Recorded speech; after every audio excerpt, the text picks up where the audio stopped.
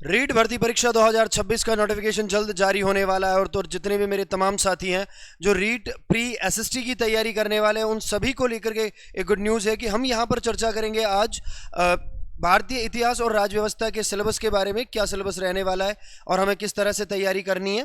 देखिए, तो भारतीय इतिहास व राज्य व्यवस्था को लेकर आज अपन चर्चा करने वाले, खास तौर पर लेवल 2 एसएसटी वाले विद्यार्थियों के लिए संपूर्ण सिलेबस चर्चा आज हम करने वाले हैं। और जैसे कि आप सभी को पता है कि मैं आपको इंडियन हिस्ट्री व पॉलिटी वाला सेगमेंट पढ़ाऊंगा, तो हम खास तौर पर उन्हीं के बारे में चर्चा करेंगे। यहाँ पर देखिए आप कि अगर आप रीट लेवल 2 एसएसटी की तैयारी कर रहे हैं या आप रीट लेवल 2 साइंस या मैथ की तैयारी कर रहे हैं, तो आप लोगों के लिए देखिए 30 नंबर का बाल विकास रहेगा 30 प्रश्नों के साथ, 30 नंबर का लैंग्वेज फर्स्ट रहेगा और 30 नंबर का लैंग्वेज सेकंड रहेगा। यानी ये जो 90 नंबर है आप लोगों के, ये 90 नंबर आप लोगों के लिए कॉमन है।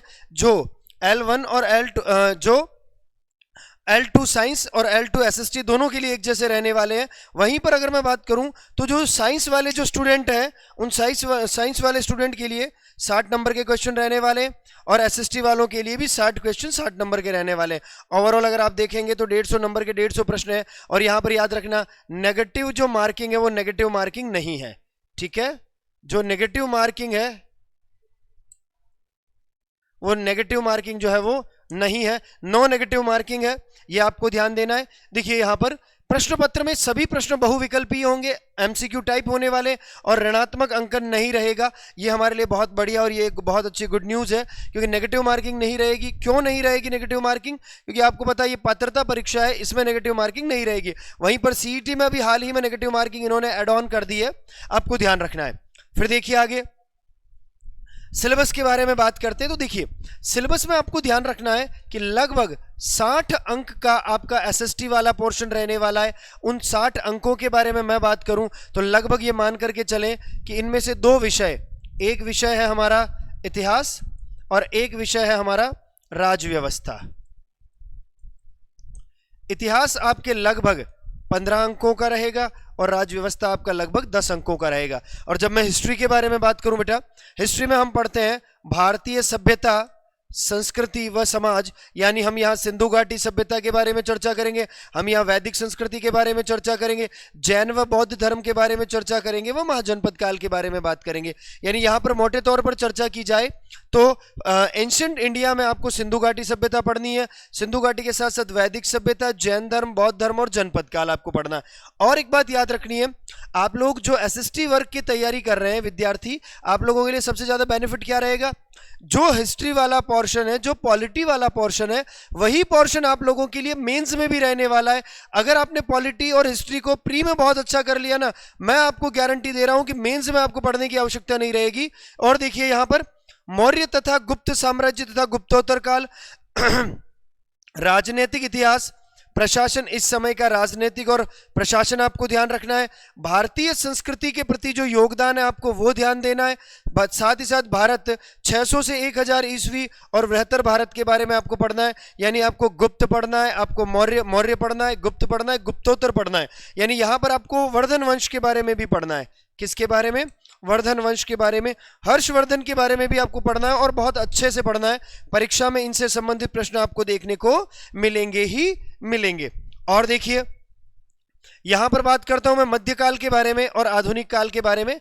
तो मिडिवल इंडिया में आप लोगों के लिए बहुत ज्यादा टॉपिक नहीं है, केवल क्या है, एक तो भक्ति व सूफी आंदोलन आपको याद रखना है, साथ ही साथ मुगल राजपूतों के केवल संबंध याद रखने हैं ना, मुगल राजपूतों के संबंध। और ये टॉपिक आप लोग आमतौर पर कब पढ़ते हैं? जब आप लोग राजस्थान वाला टॉपिक बहुत अच्छे से पढ़ते हैं आप लोग तब। मुगल प्रशासन पढ़ना है। देखो पूरा मुगल काल आप लोगों के सिलेबस में नहीं है, आपके सिलेबस में केवल मुगल जो एडमिनिस्ट्रेशन है केवल वही वाला पार्ट है। और उसके बाद आ जाती है मॉडर्न इंडिया। तो भारतीय राज्यों के प्रति ब्रिटिश नीति, यानी अंग्रेजों के द्वारा भारतीय शासकों के प्रति किस नीति का अनुसरण किया गया है, रिंग फेंस पॉलिसी है या अधीनस्थ पार्थक्यता की नीति है या फिर और कौन सी नीतियां जिनका अनुसरण किया है, वो सारी बातें हमें यहां पढ़नी है। वर्ष 1857 का विद्रोह, 1857 की क्रांति तो हर जगह पूछी जाती है, ये पढ़ना ही है। भारतीय अर्थव्यवस्था पर ब्रिटिश प्रभाव, यानी रेयतवाड़ी व्यवस्था क्या है, महलवाड़ी व्यवस्था क्या है, स्थायी बंदोबस्त क्या है, वो आपको अच्छे से पढ़ना। साथ ही साथ सामाजिक व धार्मिक सुधार आंदोलन, यानी आप लोग ये याद रखिएगा 19वीं व 20वीं शताब्दी में क्या क्या डेवलपमेंट हुआ, राजा Ram Mohan Roy, Dayanand Saraswati, Swami Vivekananda, Ishwar Chandra Vidyasagar, Henry Vivian Derozio, इनके द्वारा क्या क्या सामाजिक सुधार के काम किए गए वो अच्छे से पढ़ने। साथ ही साथ भारतीय राष्ट्रीय आंदोलन 1885 से 1947, मतलब आपको वर्ष 1885 से लेकर के वर्ष 1947 तक का नेशनल मूवमेंट जितना भी है वो नेशनल मूवमेंट बहुत अच्छे से पढ़ना है, जिसमें आप उदारवादी चरण है, उग्रवादी चरण है और गांधीवादी चरण के बारे में बहुत अच्छे से आपको क्या करना है, डेटा पढ़ना है, बहुत अच्छे से डिटेल एनालिसिस करनी है। फिर देखिए भारतीय संविधान एवं लोकतंत्र, यानी अब हम बात करेंगे पॉलिटी के बारे में। याद रखिएगा हिस्ट्री वाला जो वेटेज है लगभग आप लोगों के लिए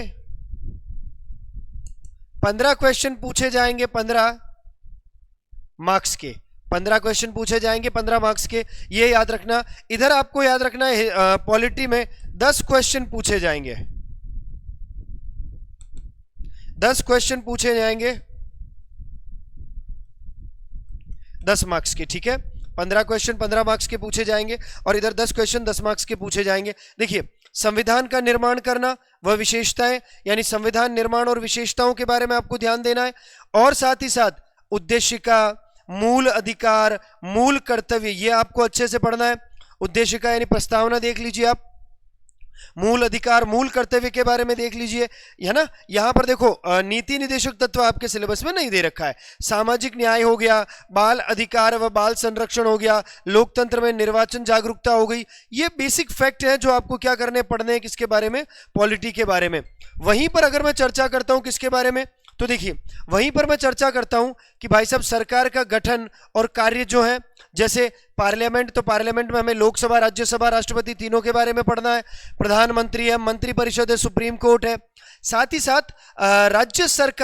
राज्य सरकार में ध्यान रखना कि पंचायती राज एवं नगरीय स्वशासन के बारे में आपको चीजें पढ़नी, खासतौर पर राजस्थान के संदर्भ में जिला प्रशासन और न्याय व्यवस्था के बारे में आपको डेटा जो है वो बहुत अच्छे से पढ़ना है। यानी ओवरऑल अगर अपन हिस्ट्री और पॉलिटी की बात करें तो सारा सिलेबस बहुत बढ़िया है। मैं आपको एक एक फैक्ट बहुत अच्छे से, एक एक टॉपिक कंप्लीट कराऊंगा, बशर्ते आप जुड़े रहेंगे लक्ष्य क्लासेस के साथ। तो और यहां बात की जाए तो रीट प्री और रीट मेंस की तैयारी करने वाले विद्यार्थियों के लिए एक बहुत अच्छा सुनहरा मौका है। लक्ष्य क्लासेस के द्वारा नए बैच प्रारंभ किए जा रहे हैं और ये नए बैच प्रारंभ किए जा रहे हैं और ये बैच आप लोगों के लिए रहने वाले हैं प्रातः 10 बजे शिक्षा मंदिर भवन उदयपुर, लक्ष्य क्लासेस की जो मेन बिल्डिंग है वहां पर। और यहां पर आपको ध्यान देना है क्या कि ये जो नए बैचेस हैं ये रहेंगे आप लोगों के लिए स्मार्ट जो क्लासेस है वो रहेंगे, डिजिटल बोर्ड रहेंगे, नियमित फ्री टेस्ट सीरीज होगी, डाउट सेशन यहाँ रहने वाले हैं।